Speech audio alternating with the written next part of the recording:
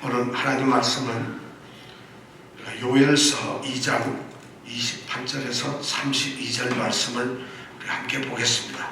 또 오늘 말씀은 다 일어서서 우리가 오늘 말씀을 이제 보도록 하겠습니다.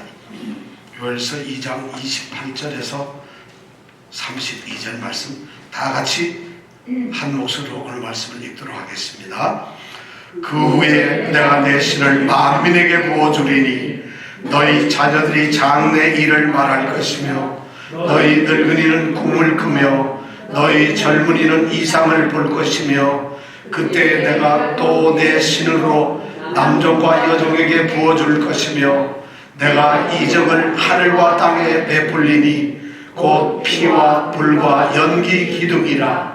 여호와의 크고 두려운 날이 이르기 전에 해가 어두워지고 달이 빛빛까지 변하려니와 누구든지 여호와의 이름을 부르는 자는 구원을 얻으리니 이는 나 여호와의 말대로 시온산과 예루살렘에서 피할 자가 있을 것이며 남은 자 중에 나 여호와의 부름을 받은 자가 있을 것임이니라. 아멘. 하나님 말씀입니다. 자, 우리가 오늘 읽은 말씀이 어디에 적혀 있는 말씀이죠? 예, 어디요? 요엘서. 그럼 오늘 우리는 어떤 말씀을 생각하게 될까요? 요엘서에 있는 말씀을 생각하게 됩니다. 이 소선지서를 공부를 하면서 여러분들에게 제일 필요한 건 뭐냐면 긴장을 하는 겁니다. 사실 이건 전혀 잘 들어보지 않았던 말씀이고 또 때에 따라서 약간의 성경 공부가 있기 때문에 좀 사실은 쉽지 않은 거예요. 이게 어려워서 쉽지 않은 것이 아니라 그런 것이 아니라 우리 성도들은 그만큼 성경 말씀에 대해서 가깝지 않기 때문에 너무 생소해요. 그런데 오늘 말씀은 그게 문제라고 우리에게 알려주고 있어요. 아무리 사람들이 모이는 교회를 할지라도 사실 성경 말씀이 이렇게 어렵게 성경 말씀을 공부하게 되면은 10,000명이 모이는 교회도 90% 이상, 90%가 거의 다 사실 참 어려워합니다. 전부 다. 근데 우리 교회는 성경 말씀을 공부할 때 우리가 굉장히 어렵게 공부를 했기 때문에 우리는 그래도 기본적인 성경의 이 기본 틀이 되어 있습니다. 우리 교회는. 그래서 제가 보기에는 그걸 어려울 것 같지 않고요. 그래서 오늘 말씀뿐만 아니라 이제 앞으로 남은 10시간 동안에 이 소선지서의 말씀을 여러분들이 잘 따라오고 그리고 올해 이제 이 12명의 소선지서를 통해서 정말 우리가 들려주는 그 말씀대로 영적으로 눈이 밝아지고 그리고 영적으로 우리가 더 다시 세워지며 다져지는 그런 한 해가 되기를 원합니다. 그럼 우리가 공부에 들어가기 앞서서 정말 우리가 긴장을 했는가? 지난주에 우리가 했던 말씀에 대해서 잠깐 복습 겸 시험을 보겠습니다. 한 5문제 정도를 내려는데 첫 번째, 우리가 지난주에 어느 책을 공부를 했죠? 호세아. 네? 호세아. 네. 우리가 호세아서를 공부를 했어요. 호세아서를 공부했습니다. 다 같이 한 번만 어느 책을요? 호세아서가 소선지서의 첫 번째 나오는 거예요. 자, 대선지서하고 소선지서는 구분을 어떻게 한다 그랬죠? 네, 책이 두껍냐 얇으냐에 따라서 두꺼우면 어떻다고요? 대선지서. 얇으면 소선지서. 대선지서는 몇 권이 있다고요? 5권. 소선지서는 몇 권이 있다고요? 12권. 자, 요거까지만 알면 지금 30점이 됐습니다. 자, 이제 그 다음 나갑니다. 조금 더 어려워졌어요. 요거는 우리 이시성을 쓰는 집사님들이 이제 대답을 해야 될 것 같습니다. 호세아라고 하는 말의 뜻이 뭔지 아세요? 혹시?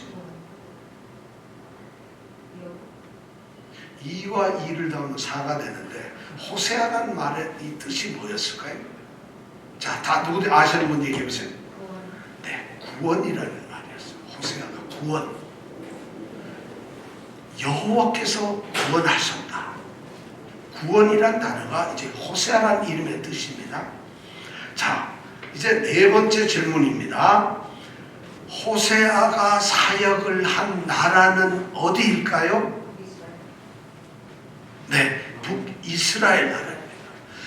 북이스라엘은 2명만 사역을 했다 그랬어요. 한 사람은 호세아, 한 사람은 아모스라고 하는 사람이었어요. 우리가 다음 주에 이제 아모스에 대해서 배우는데, 호세아는 북쪽 이스라엘에서 태어나가지고 거기에서 살면서 사역을 하다가 이제 나라가 망하게 됩니다. BC 722년에 북이스라엘이 망하고 나니까 남쪽으로 유다로 내려와서 살았어요. 누가 그랬다고요? 누가 그랬다고요? 호세아가. 네. 야, 그런데 안 써도 다음 주에 또 물어볼 건데 아실 거죠?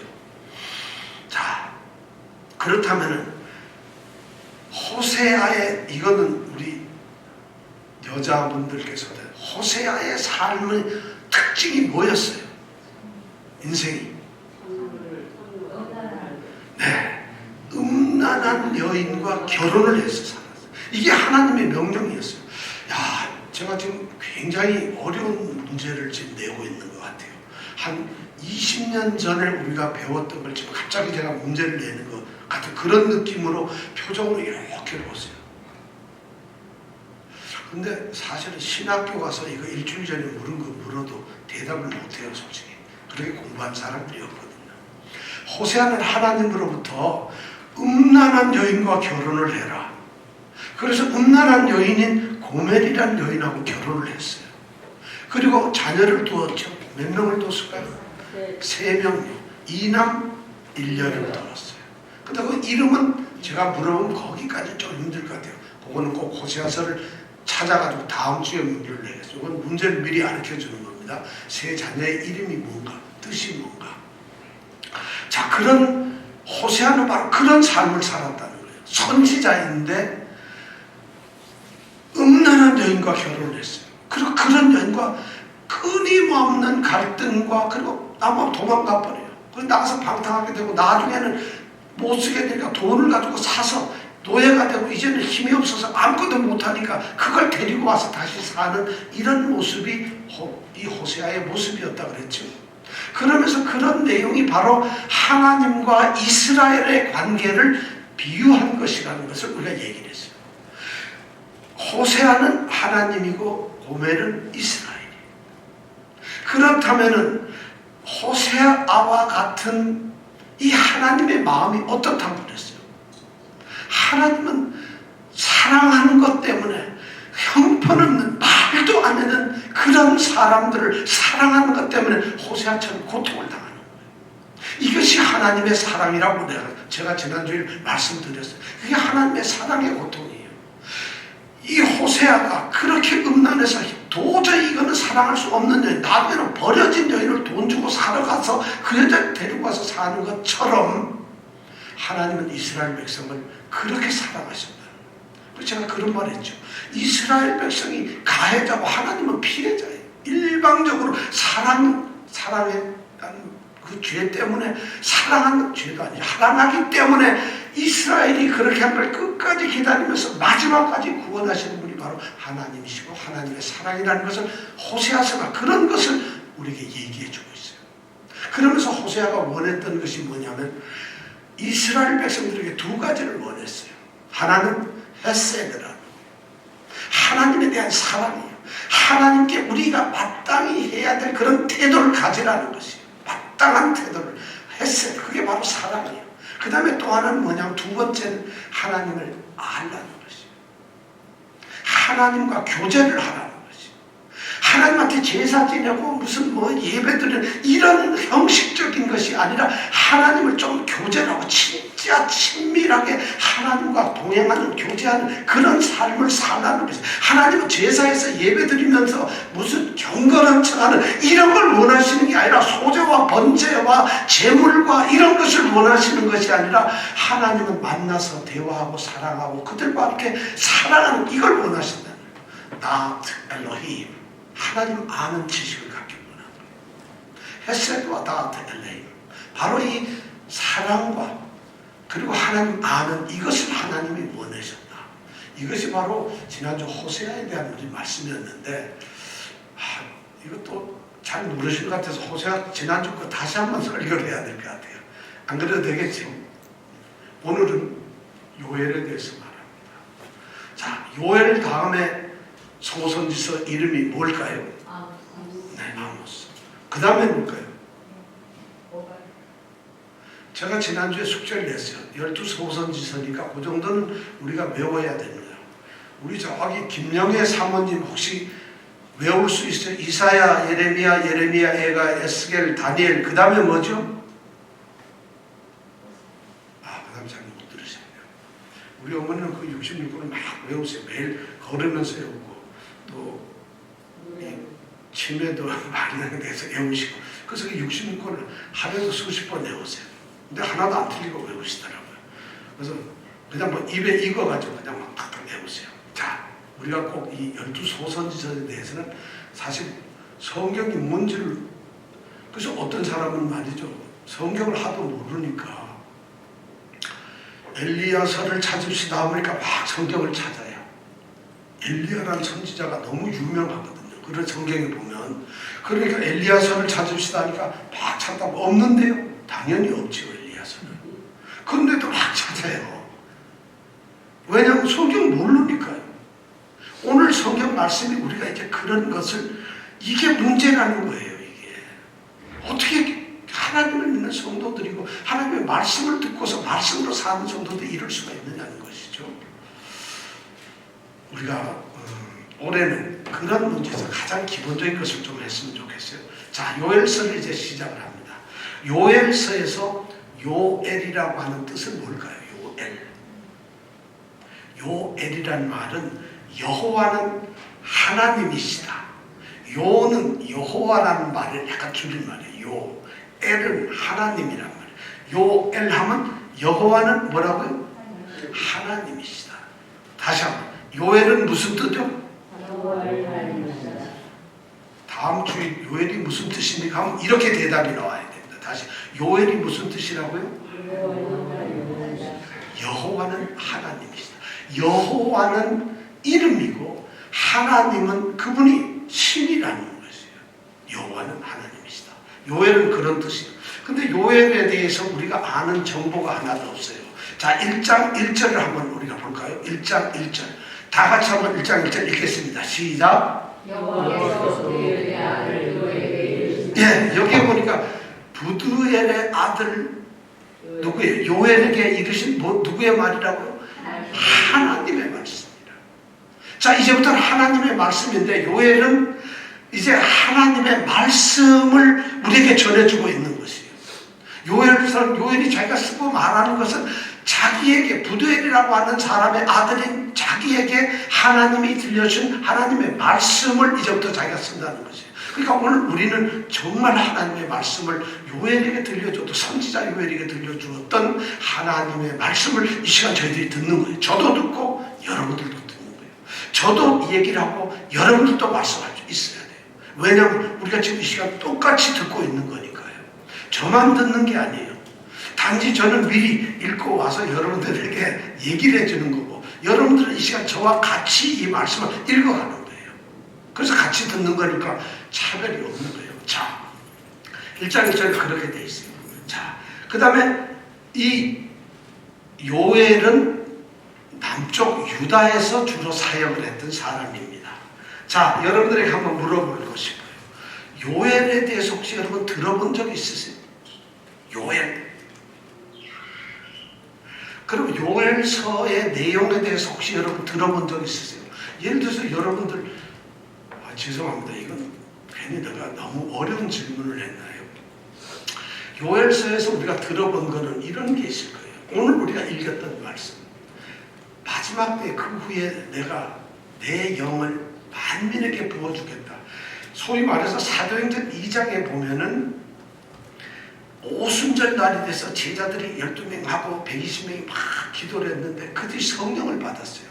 그래가지고 그들이 성령 받고 막 이렇게 하니까 베드로가 그들에게 이 설명을 하는 게, 사람들에게 이게 지금 술 취한 게 아니고 요엘의 말씀처럼 성령을 받은 것이다. 그런 말씀을 해요. 자, 사도행전 2장 한번 가서 볼까요? 우리가 사도행전 2장에 한번 보면 어떤 말씀이 되는가 보겠습니다. 사도행전 2장 말씀 한번 보겠습니다. 2장 몇 절이죠? 저게 나와 있죠. 지금 다 같이 한번 읽어보겠습니다. 시작. 이는 곧 선지자 요엘로 말씀하신 것이니 일렀으되 하나님이 가라사대 말세에 내가 내 영으로 모든 육체에게 부어주리니 너희의 자녀들은 예언할 것이요 너희의 젊은이들은 환상을 보고 너희의 늙은 이들은 꿈을 꾸리라. 그때 내가 내 영으로 내 남종과 여종들에게 주리니 저희가 예언할 것이요 또 내가 하늘 위로 하늘에서는 기사라 땅에서는 징조를 베풀리니 곧 피와 불과 연기로다. 주의 크고 영화로운 날이 이르기 전에 해가 변하여 어두워지고 달이 변하여 피가 되리라. 누구든지 주의 이름을 부르는 자는 구원을 얻으리라 하였느니라. 바로 우리가 읽은 요엘서 2장 28절에서 32절 말씀이 사도행전 2장에 가보면 베드로가 설교를 사람들에게 하면서 요엘 선지자가 이런 말씀을 했다고 똑같이 나와요. 그러니까 우리가 요엘서의 중요한 말씀이 바로 말세의 만인에게 모든 사람에게 성령을 주셔 성령의 시대가 왔다는 걸 요엘이 예언을 했구나. 요걸 우리가 하나 알 수 있어야 돼요. 그죠? 그 다음에 중요한 것은 누구든지 주의 이름을 부르는 자는 구원을 얻으리라. 오늘 말씀 그렇게 돼 있죠. 누구든지 자, 그것은 또 바울 사도가 로마서 10장 13절에 보면 똑같이 그런 말씀을 기록하고 있어요. 다 같이 한번 읽어볼까요? 시작. 누구든지 주의 이름을 부르는 자는 구원을 얻으리라. 야, 바울 사도가 로마서 10장 13절에도 똑같은 말을 쓰고 있어요. 그러니까 요엘 선지자가 이제 봤더니 보통 이 예언을 하신 분이 아니에요. 근데 난 모르고 있어서 이름은 대충 들어본 것 같은데 그분이 어디 사나? 네덜란드 사나? 아프리카 사나? 난 뭐 잘 몰랐는데 이제 보니까 요엘 선지자가 이렇게 성경에서 정말 중요한 예언들을 하고 있었다는 거지. 요엘 선지자 그렇습니다. 그런 뿐만 아니라 요엘 선지자에 보면 2장 12절 19절 이 말씀을 읽어보면 지금 읽을 건 아닌데 그 말씀을 보면 사순절 우리 다 알잖아요. 사순절이 시작되는 제수요일 그날서부터는 바로 요엘서에 나오는 2장 12절부터 19절까지를 모든 성도들이 다 읽었어요. 이 사순절 때 그만큼 요엘서가 우리에게는 굉장히 의미 있는 그런 성경입니다. 지금 우리는 바로 그 요엘서에 대해서 공부를 합니다. 요엘서에서 나오는 가장 중요한 핵심적인 것이 두 가지가 있어요. 하나는 여호와의 날이라는 말이에요. 무슨 것? 여호와의 날, 그의 날, 주님의 날, 여호와의 날. 그런 그날 뭐 여러 표현으로 되어 있는데 여호와의 날이라는 표현이 있어요. 여호와의 날이란 뭐냐면 하나님께서 하나님의 진노를 쏟으셔서 이 땅을 심판하시는 날이에요. 그 심판은 이스라엘 백성이든지 이스라엘 백성이 아니든지 이 땅에 있는 모든 사람들의 죄에 대해서 심판하고 진노를 내리시는 날이 바로 여호와의 날이라는 말이에요. 근데 이게 구약에는 16번이 쓰여 있는데 16번 구약이 이렇게 두꺼운 구약책에서 이 요엘서 3장하고 73절밖에 안 되는 이 짧은 요엘서에는 5번이나 쓰여 있어요. 그 얘기는 뭐냐?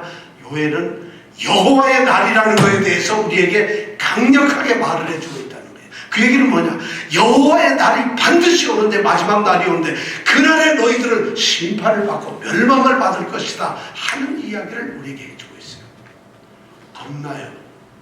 그런데 여러분 이런 얘기를 하는데 제가 기도도 했지만 말씀을 정말 기울여야 돼요.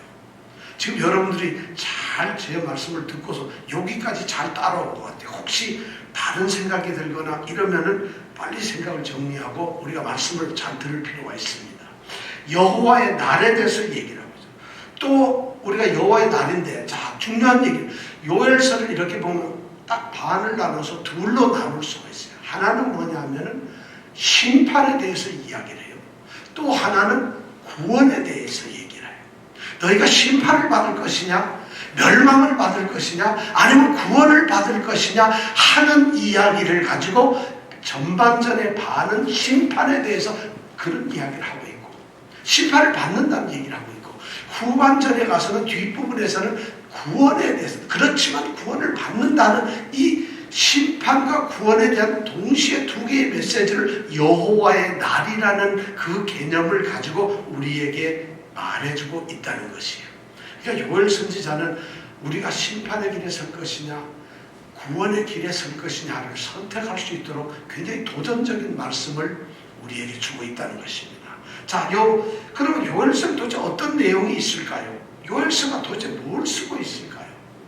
자, 1장 2절에서 4절 말씀을 우리가 한번 보겠습니다. 1장 2절에서 4절 말씀. 우리 다 같이 한번 읽어볼까요? 시작. 다시 읽겠습니다.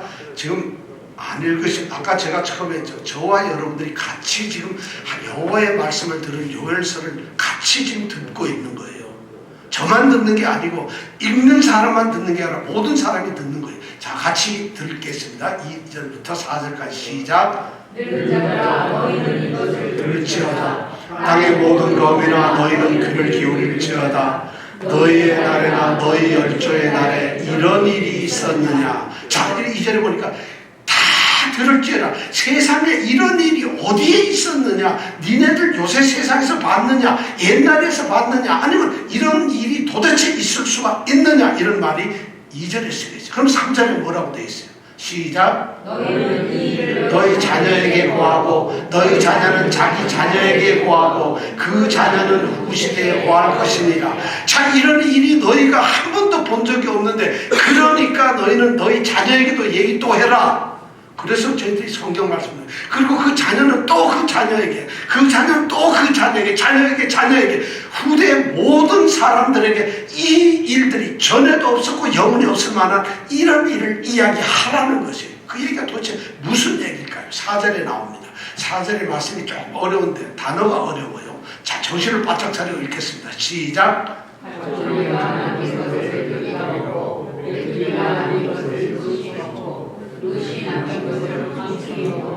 야, 이제 보니까 전에도 이전에도 없었던 이야기 그리고 자손 대대로 계속해서 얘기해야 될 핵심적인 내용이 뭐냐면 메뚜기 이야기예요.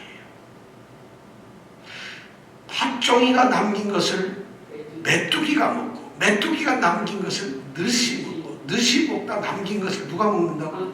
황충이요. 근데 여기 보면 팥종이, 메뚜기, 늑, 황충이 이름이 이렇게 4개나 나와요. 이것이 전부 다 뭐냐면 메뚜기과의 이름이 메뚜기 이름이 성경에 보면은 10개가 나옵니다. 10개. 메뚜기인데 이름이 다양해요. 우리가 보면 메뚜기를 보면서 여치 같다, 이건 메뚜기 같다, 느치 같다, 이건 황충이 같다 이름이 막 있듯이 메뚜기 종류가 10개가 성경에 보면 나오는데 그 중에 4개를 여기에다 써놓고 있어요. 그러면서 이 얘기를 가만히 들어보면 팥종이라는 메뚜기가 곡식을 막 먹었어요. 그런데 먹다가 남은 게 조금 있어요. 그걸 그 다음에 메뚜기가 와서 또 막 먹습니다. 메뚜기라는 놈이 먹고 남은 것을 그 다음에 또 늑이라는 놈이 왔어요. 그 또 먹어요. 늑이라는 놈이 먹다가 또 남긴 것을 누가 먹느냐? 황충이. 이 얘기는 너무 먹을 게 많아서 먹었다는 게 아니라 이 땅에 모든 것들이 있는데 그것을 갖다 메뚜기 떼들이 완전히 싹 쓸어 먹었다는 거예요. 하나도 없이 먹어버렸다는 거예요. 그래서 이 땅이 황폐해졌다는 거예요. 그러니까 메뚜기가 한 번만 여기 여러분들 우리를 메뚜기 때가 성경에 보면 한 서너 번 정도 메뚜기 사건이 나오는데 메뚜기들이 오면 완전히 농작물이고 과수원이고 나무들이고 나무를 갖다 껍질을 벗겨가지고 다 빨아먹어가지고 껍질이 하얗게 바뀌어버려요. 메뚜기 때는. 근데 메뚜기 그럼 뭐 그렇게 많을 것 같은데 성경에 보면 또 역사적으로 1900년 1920몇 년도에 메뚜기가 16억 억마리인가 16점 조마리인가 메뚜기 떼가 한번 나서가지고 인류가 아주 굉장히 공포에 떨었던 적도 있어요. 그만큼 이 메뚜기가 무서운 이 곤충인데 바로 메뚜기 떼가 요엘이 살던 선지자가 살던 시대에 이런 사건이 있었다는 거예요.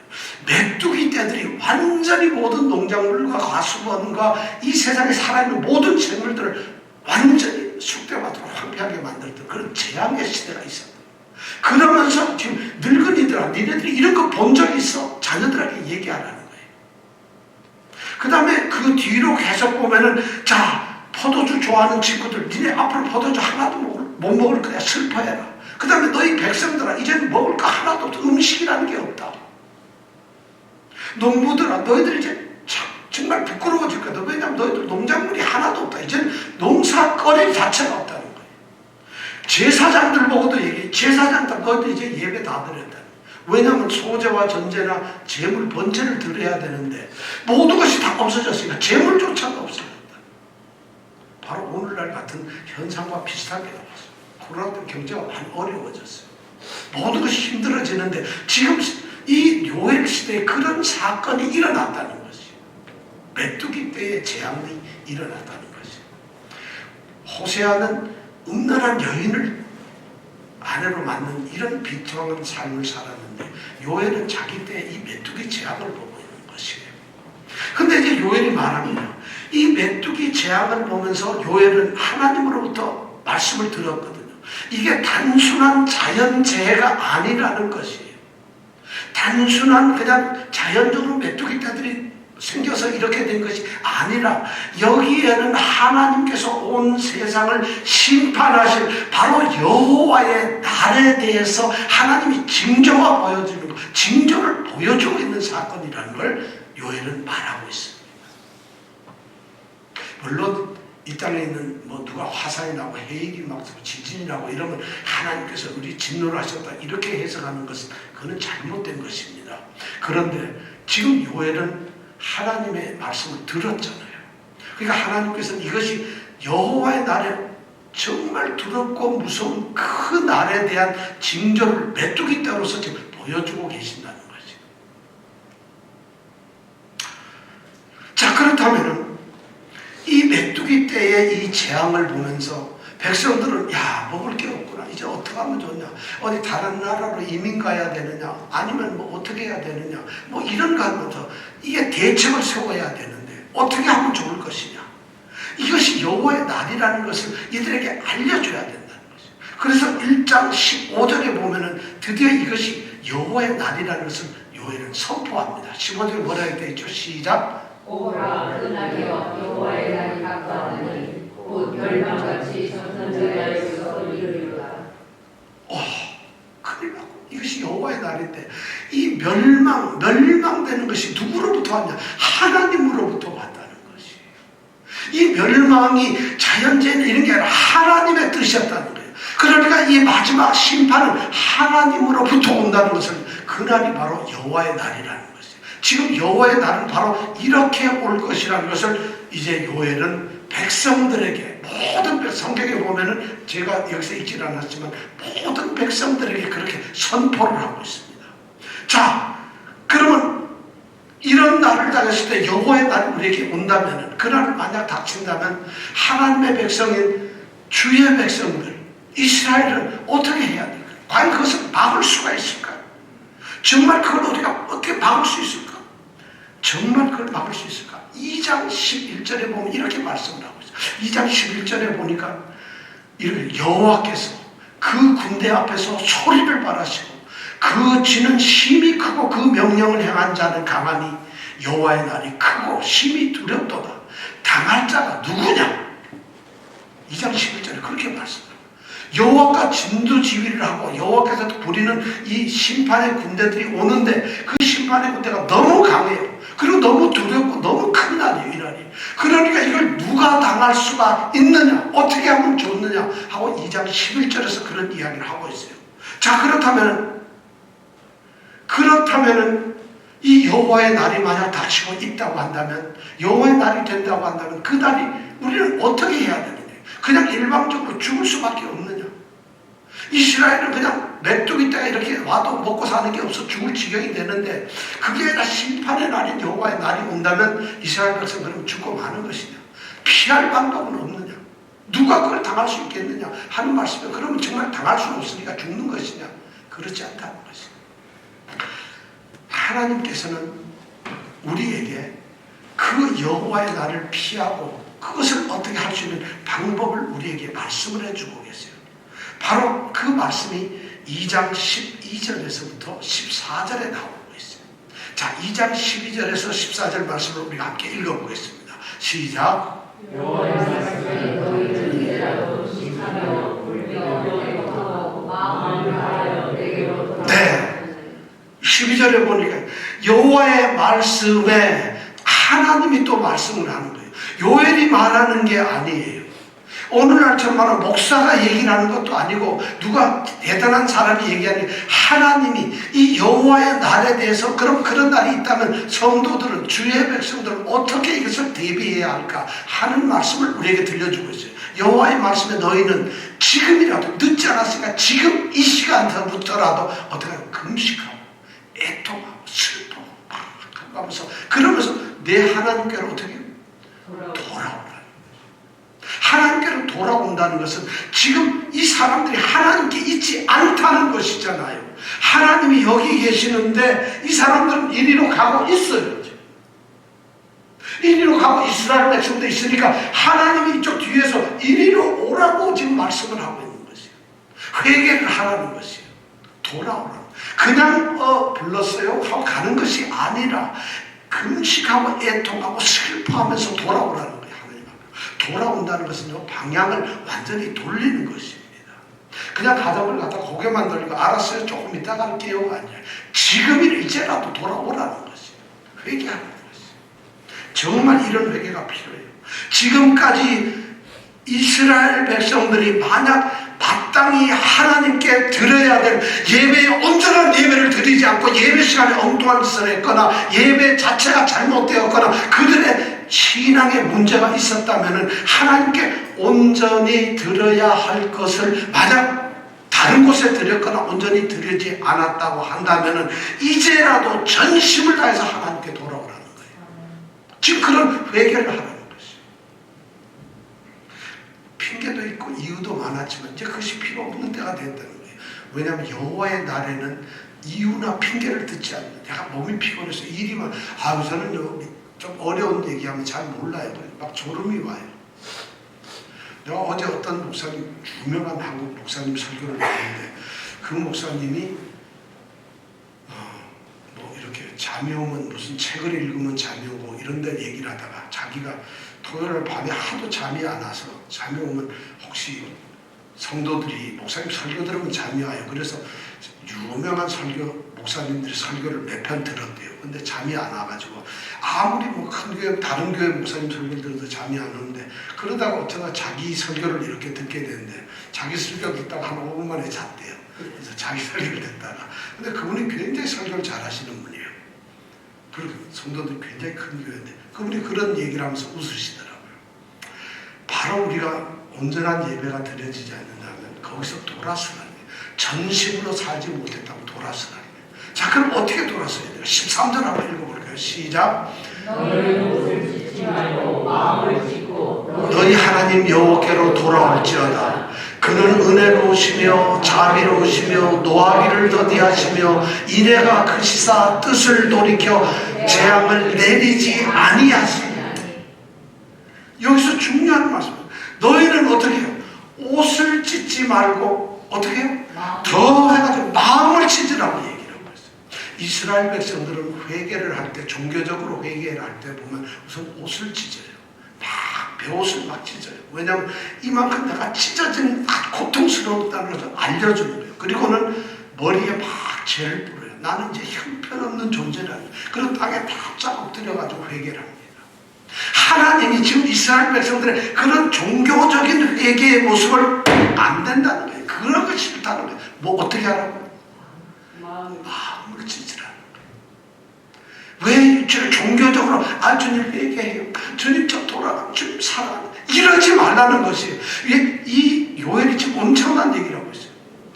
이스라엘 백성들이 지금 여호와의 날에 재앙 앞에 서 있는데 그들이 말이죠, 그런 값싼, 그런 형식적인, 외식적인, 겉으로 보이는 것 같은 진정성이 하나도 없는, 아무런 의미도 없는 예배드리는 척하는 거, 이런 걸 하지 말라는 것이에요. 회개하는 척하는 것을 하지 말고 마음을 찢어버리라는 거죠. 지금 그것을 얘기해요. 마음을 찢고 내 하나님 여호와께로 돌아오라는 것이에요. 오늘 교회에 정말 들려주고 싶은 말씀이 이런 거 아닐까요? 오늘 교회를 다니는 사람들, 거의 20억 가까이 전 세계에 있을지 몰라요. 그러면 인구의 한 3분의 1 정도가 소위 전능하신 하나님을 섬기는 하나님의 백성들이라고 만약 한다면 이 세계가 완전히 달라져요. 바울 하나로 인해서 로마가 복음이 전해지는 마당인데 세상에 20억 되는 3분의 1이 되는 사람이 하나님의 백성이라고 한다면 이 나라가 달라져야 돼. 이 세계가 우주가 달라져야죠. 근데 그런 일이 없잖아요. 왜냐하면 실제로 바로 이런 일 때문에 그래요.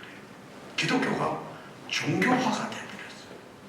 기독교가 진정성, 이스라엘 백성들은 여호와의 백성이고 자기들이 선택받은 백성이라는 의식과 생각은 있었지만 소위 종교적 형식에서 5개의 제사나 번제도 소제도 제사만 드리는 거예요. 그리고 제물 갖다 바치고 그런 거 하면서 예배는 열심히 하는데 하나님과 함께하는 건 없다는 거예요. 오늘날 교회 뭐다 했어요. 예배당 여러분들 나오는 게 무슨 대단한 신앙이냐니까. 그게 무슨 의미가 있어요. 그런데 오늘날 그런 것을 강요하고 그것이 마치 신앙이 전하는데 물론 그것이 필요 없다가 아니라 그것이 전부가 되어버려요. 그 자리에 있어야 될 게 바로 마음을 찢는 것이라는 거죠. 마음이 있어야 된다는 거죠. 참 안타까운 일이죠. 왜 이렇게 됐을까요? 교회가 왜 이렇게 하나님의 이 복음이 천박하게 싸구려가 되어버렸을까요? 왜 전능하신 정말 모든 것을 창조하신 그 전능하신 왕중의 신중의 신신 그 하나님이 어떻게 우리한테 이렇게 값싼 싸구려로 대응을 받고 우리에게 그런 경배, 우리가 주여 경배합니다. 무슨 경배를 어떻게 하고 있나요? 지금 그 얘기를 하고 있나요? 그러니까 너희가 회개를 하는데 너희들이 지금까지 그랬다는 것이. 그런 회개하지 말고 종교적으로 와서 제단 쌓아놓고 또 재물 쌓아놓고 주여 주여 주여. 요새 좋아 유행하는 게 그거잖아요. 막 주여 삼창하고 그리고 막 뭐 방언한다고 따따따. 교회 요새 목사님들도 모이면 맨날 모이는 게 자 우리 동성기도 합시다. 회개 1도 없습니다. 솔직히 제가 하는 거 보면 딴짓하고 하면서 주여 주여 주여 주여 이런 거 떠들고 있어요. 이런 것이 왜 필요하냐는 거죠. 지금 요엘서가 말하기를 2장 13절에서 너희는 옷을 찢지 말고 형식적인 이런 모양을 갖추지 말고 마음을 찢으라는 거예요. 한 번이라도 마음을 찢으라. 그리고 내 여호와께 돌아오라. 왜 그래야 될까요? 우리가 왜 그런 게 있어요? 그 다음에 그 밑 뒤에 보니까 5가지 이유가 있어요. 왜 그랬을까요? 5가지 보니까 바로 하나님이 이런 분이시기 때문에 하나님은 은혜로우신 분, 자비로우신 분, 오래 참으시는 분, 큰 사랑을 쏟으시는 분, 또 하나님께서는 재앙을 돌이키시는 분이에요. 이런 분이기 때문에 마음을 찢으라는 거죠. 요엘은 그걸 하나님의 말씀으로 우리에게 들려주고 있는 거죠.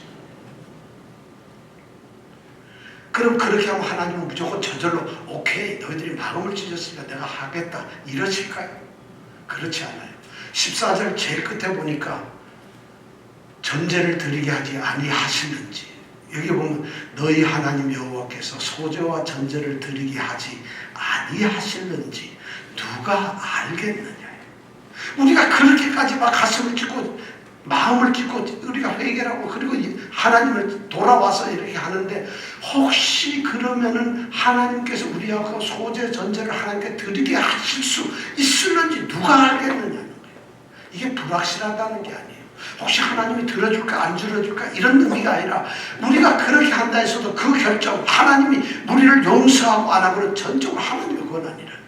우리가 했기 때문에 되는 것이 아니라 그렇게 하면 하나님이 주권에 따라서 하실 것인지 안 하는 그건 하나님께 달렸다는 거죠. 기도를 하든 우리가 회개를 하든 모두 다 하든 하나님께서 하신다는 것이죠. 요엘 선지자는 이렇게 백성들에게 여호와의 말씀을 들려줍니다. 그뿐만 아니라 요엘 선지자는 이제 제사장들에게 또 간곡히 권합니다. 너희 제사장들 지금 소제 전제 못 드리지 않느냐. 왜냐하면 하나도 백성들이 무슨 재물을 가지고 올 게 있어야 드리죠. 아무것도 없는데. 그러니까 예배 자체가 없어져 버려요. 성전에서. 그러니까 제사장들도 아무것도 못해요. 그러니까 제사장들이 너희들이 백성을 대신해서 예배를 드리고 기도를 하라는 거죠. 어떻게 기도를? 2장 17절에 보니까 지금 말씀이 나와요. 제사장들을 향해서 2장 17절에 말씀을 합니다. 우리 같이 한번 제사장들이 뭐라 했을까요? 시작. 여호와께서 주는 제사장은 나무들과 단 사이에서 울며 이르기를 여호와여 주의 백성을 긍휼히 여기소서 주의 기업으로 욕되게 하여 얼굴로 그들을 바라지 않게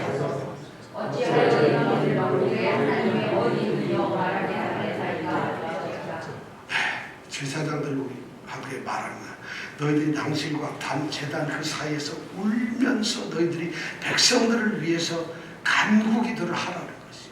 이 백성들의 이 처참한 현실을 보고 오늘날로 말하면 제사장이라고 스스로 자칭하는 이 목사들이나 종교 지도자들을 향해서 우리 믿음의 지도자들 너희들이 이렇게 재단에서 기도하라는 것이 간구하게 울면서 단식을 하면서 기도하라는 거예요.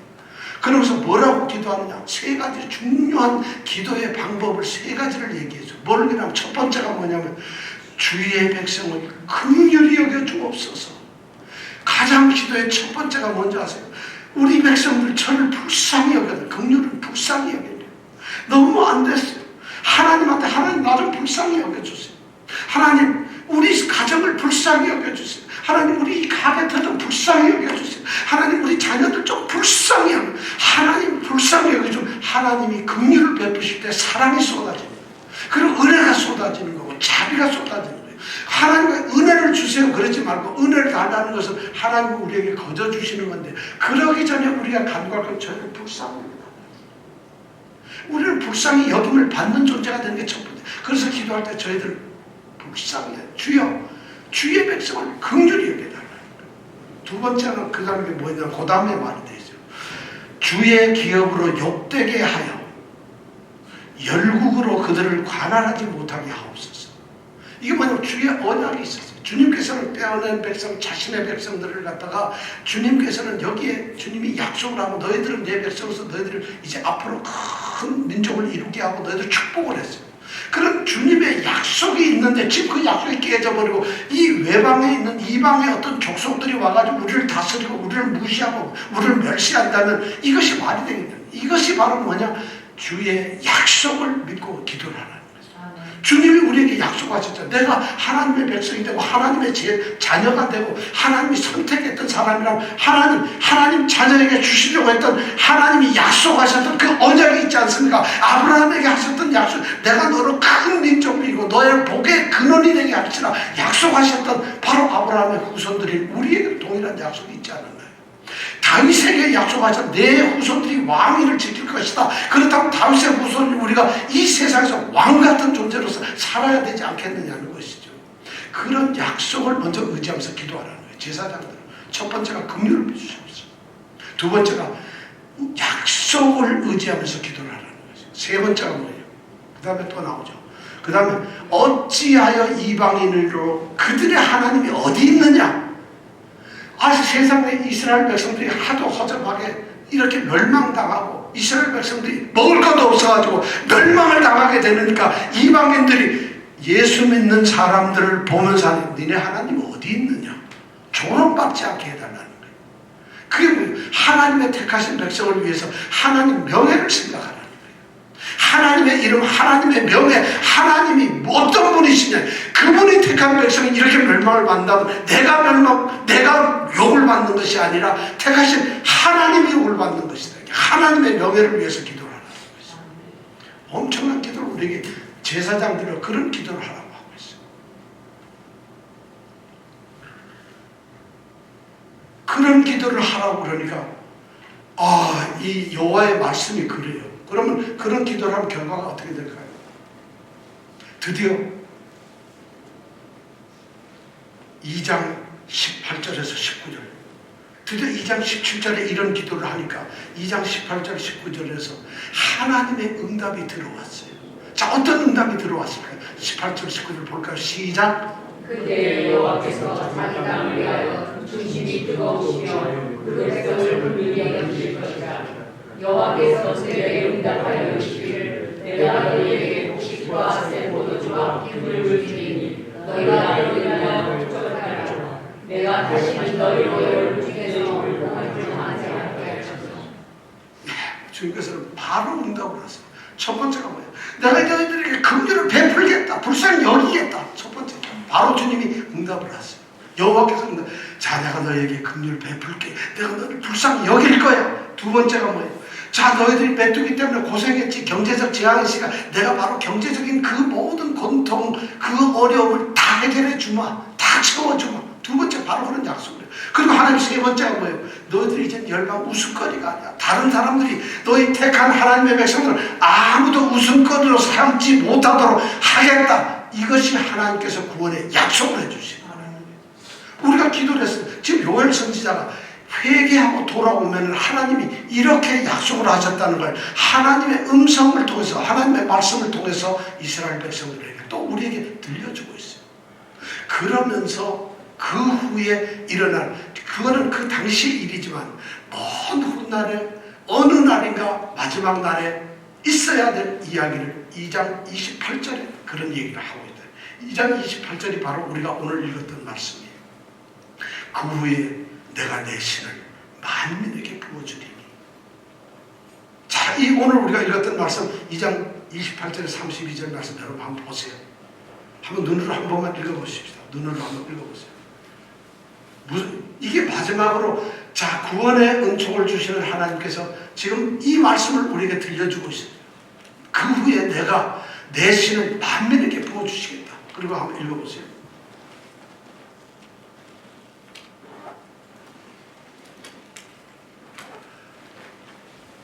정말 엄청난 일을 우리 주님께서 약속하고 계세요.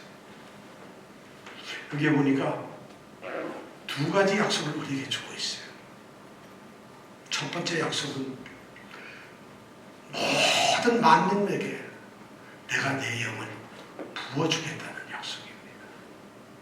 내 영, 하나님의 영을 부어주겠다는 것이. 하나님의 영을 부어주겠다. 여러분 이 말을 딱 들으면 이스라엘 백성들은 아마 까무러쳤을 거예요. 그 당시에 이스라엘, 우리는 지금 여기 까무러치는 분이 한 분도 없어요.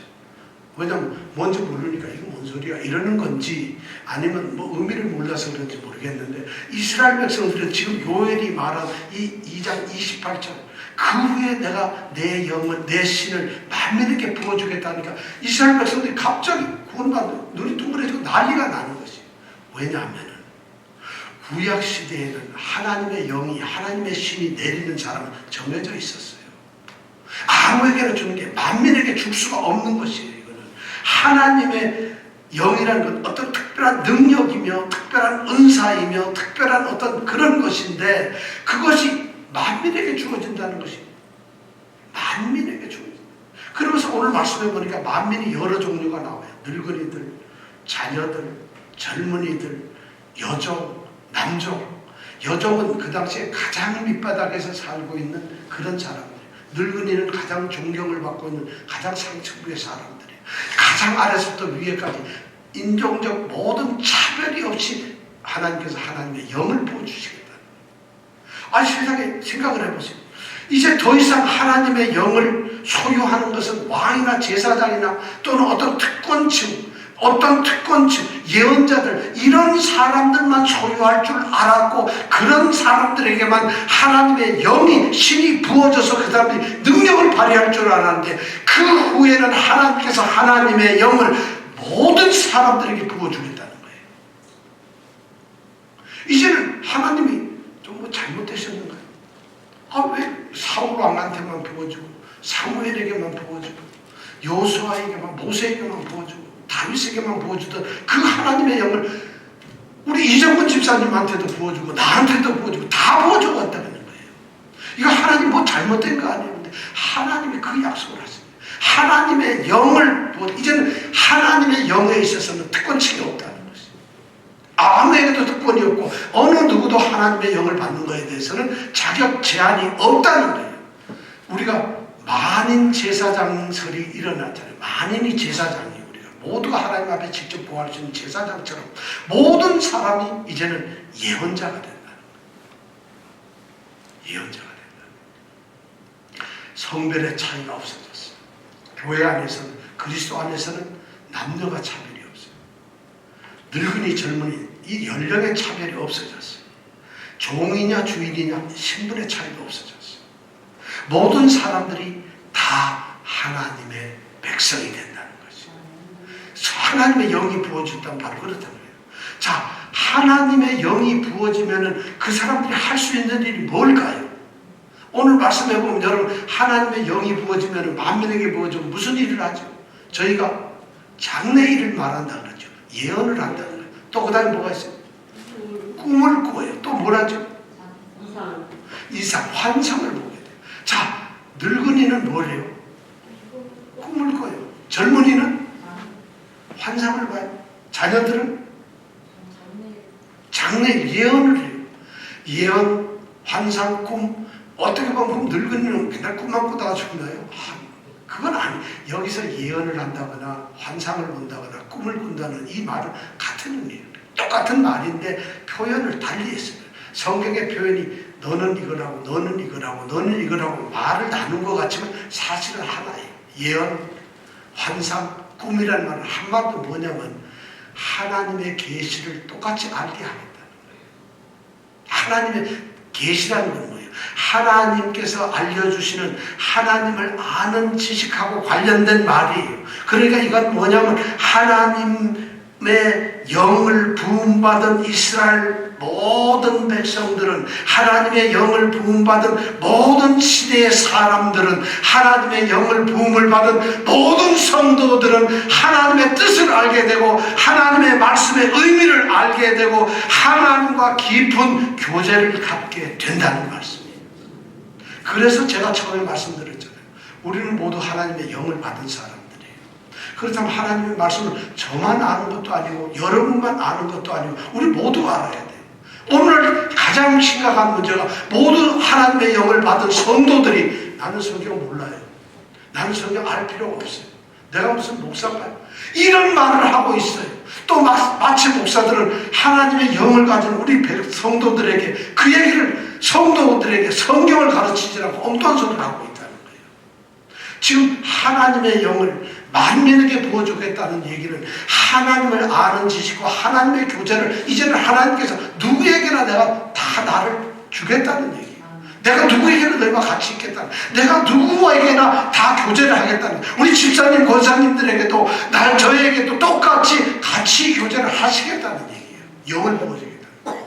그러니까 이게 참 오순절날 지금 사도행전 아까 우리 2장 읽었죠. 오순절날 성령이 충만하게 된 것은 그 사람들이 오순절날에 일어났던 역사적인 사건의 의미가 뭐냐면 하나님을 아는 지식이 이제 완전해졌다는 표시예요. 성령이 임했다는 건. 이제 그래야 백성들이 하나님의 말씀을 전하고 증인이 될 거 아니겠어요. 그런데 우리는 마치 새로운 특별한 어떤 지식을 그들이 받은 것처럼 아니면 방언 같은 이런 어떤 특별한 은사를 받는 것이 마치 하나님의 영이 임하는 것처럼 잘못 알고 있다는 것이에요. 하나님의 영이 임하면은 모든 사람들이 이제 하나님을 아는 지식, 하나님의 말씀에 대한 지식을 알게 되고 아니까 하나님과 이제는 교제를 하는, 동행을 하는 것이에요. 이것이 하나님의 영이 함께하는 거예요. 자, 두 번째 나오는 것이 뭐냐? 만민에게 영을 부어주었지만 두 번째는 뭐냐? 남은 자들만 구원을 받는다는 것이. 오늘 말씀 보니까 14절에 그렇게 되어 있네요. 여호와의 날이 임하면은 두 가지 사건이 있어요. 어떤 사람은 구원을 받고 어떤 사람은 멸망을 받아요. 지금까지는 멸망을 받는 걸로 강조를 했는데 멸망은 이스라엘 백성들도 멸망을 받아요. 어쩌면 이방인들도 당연히 멸망을 받아요.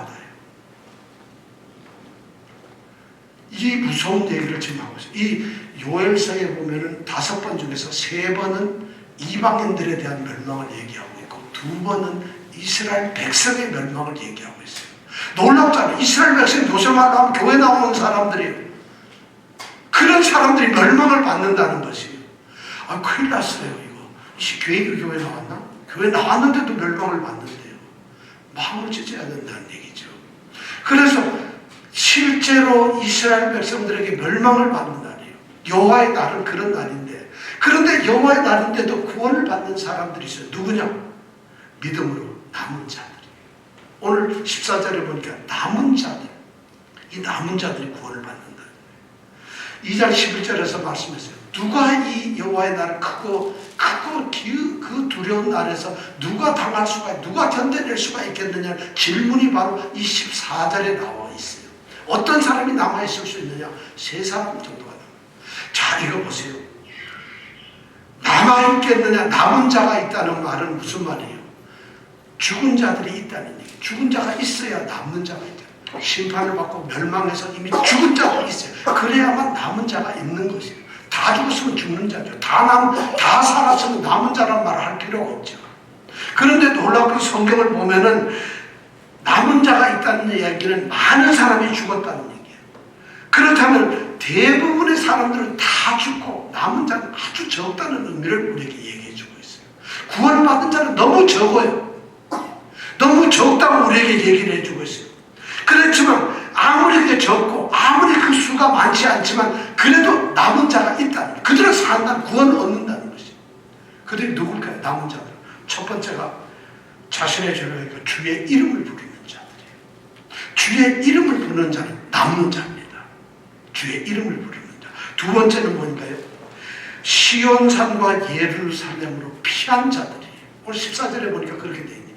시온산과 예루살렘으로 피한 자들. 시온산 예루살렘은 뭘까요? 예루살렘 성전이 있는 곳이에요. 예루살렘 성전에는 하나님이 임재하시는 곳이에요. 다시 말해서 남은 자들은 하나님 품속에 있는 자들이에요. 하나님 안에 있는 자들이에요. 주의 이름을 부르는 자들, 그리고 두 번째는 하나님 품속에서 살아가는 사람들이에요. 여러분들 하나님들 품속에 있나요? 하나님과 함께 동행하는 하나님 안에 계시는 분들인가요? 여러분들이? 중요한 거예요. 세 번째는 뭐예요? 남은 자들 중에 여호와의 부름을 입은 자들이에요. 남았기 때문에 우리가 구원을 받는 것이 아니라, 남았기 때문에 살아남는 것이 아니라 하나님이 부른 자들, 내가 하나님께 쫓아가는 것이 아니라 하나님이 부른 자들만 남은 자가 되는 거예요. 이런 사람들이 바로 남은 자예요. 자, 여러분들, 하나님이 여러분들을 부르시나요? 하나님이 여러분들 부르세요? 이것이 여호와의 날의 중요한 남은 자의 모습이에요. 자, 결론 내기로 간다. 두려운 날, 여호와의 날이 되면은 심판을 받을 것이냐, 구원을 받을 것이냐, 이 두 가지 일밖에 없어요. 지금 요엘은 그 얘기를 하고 있어요. 여호와의 날이 되면 구원을 받는 사람이 있고 심판을 받는 사람이 있어요. 자, 여러분들 구원을 받는 자가 될까요? 아니면 심판을 받는 자 속에 있을까요? 여러분들 스스로 한번 하나님한테 가기 전에 먼저 자기가 한번 자기 평가를 내려보세요. 나는 심판받을 쪽이 가까워. 나는 구원받을 쪽이 가까워. 이렇게 판단하시지 마세요. 심판받을 일만 있어도 그 사람은 무조건 심판을 받는 것이에요. 구원받을 일만 있어도 받는 것이에요. 그렇다면 자신을 한번 놓고 보세요. 여러분들이 심판받을 자인가, 구원받을 자인가? 그런데 오늘 말씀해 보니까 두 가지를 해야 돼요. 구원을 받기 위해서 두 가지밖에 없어요. 하나, 첫 번째가 뭐예요? 옷을 찢지 않고 마음을 찢고 하나님께로 돌아가는 거예요. 진정한 회개를 통해서 하나님께로 돌아가는 것이에요. 이것이 첫 번째 중요해요. 두 번째는 뭐예요? 하나님의 영을 받고 주의 이름을 부르는 자가 되는 거예요. 하나님의 영을 받고 주의 이름을 부르는 자예요. 그래서 성령의 충만함을 받는 것이에요. 그래서 바울 사도가 또 신약에서는 너희가 성령의 충만을 받으라고 얘기를 하고 있는 것이에요. 오늘 저희들은 요엘서 앞에 서 있어요. 요엘이 말하고 있어요. 여호와의 크고 정말 두려운 날이 임한다면 당신은 심판을 받을 자입니까? 구원을 받을 자입니까? 구원을 받을 자입니까? 구원 받을 자가 되고 싶다면 마음을 찢고 여호와께로 돌아가십시오. 그리고 하나님의 영을 받고 하나님의 이름을 부르며 하나님 품속에 있고 하나님의 부르심을 받으십시오. 이 말씀대로 우리가 이 시대에 구원받은 하나님의 백성이 되기를 간절히 소원합니다. 기도하겠습니다.